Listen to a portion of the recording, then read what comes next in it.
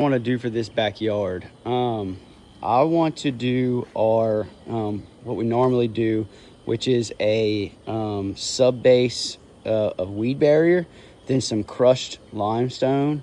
Then we're able to put our flagstone in like flush in a flush manner to create a walkway out to this swinging bench right here, and then we fill it in between with some tribal blend, and we spray some mulch glue over it so that way when the leaves come down in the winter and stuff, it's really easy to blow off of these walkways.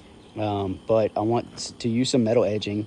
Obviously this is going to be altered a little bit just to create a little bit of a flute to kind of continue to define this seating area right here that's with mulch in between it.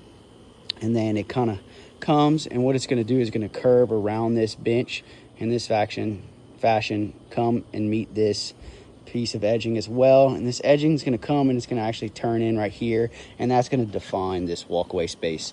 And then in this section, what I want is some weed barrier and some 3-inch drainage rock with no edging right here, but just following that contour to where it defines the sod area, and so that the way the water from this grass can continue to flow in this direction as needed, and then any water from the back patio can kind of flow in this direction as needed.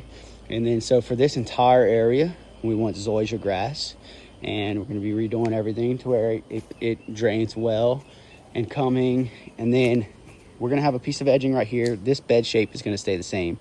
This edging is going to come in right here, and it's going to come and it's going to meet the corner of this building right here.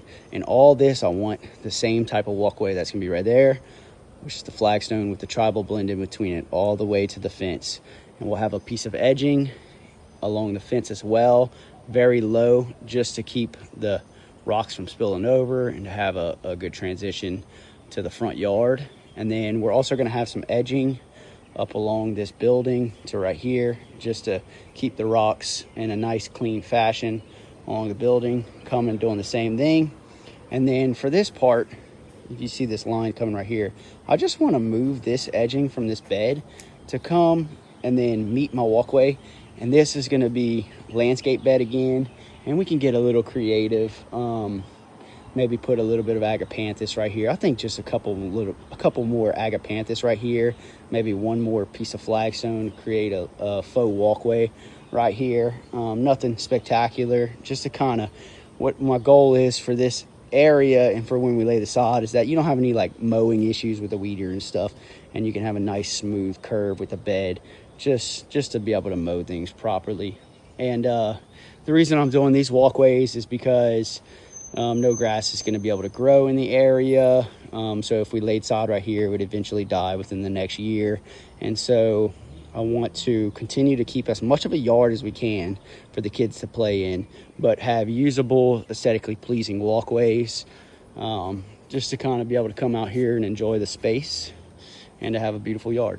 So that is what I'm going to be quoting this morning, and it's what we want to accomplish. So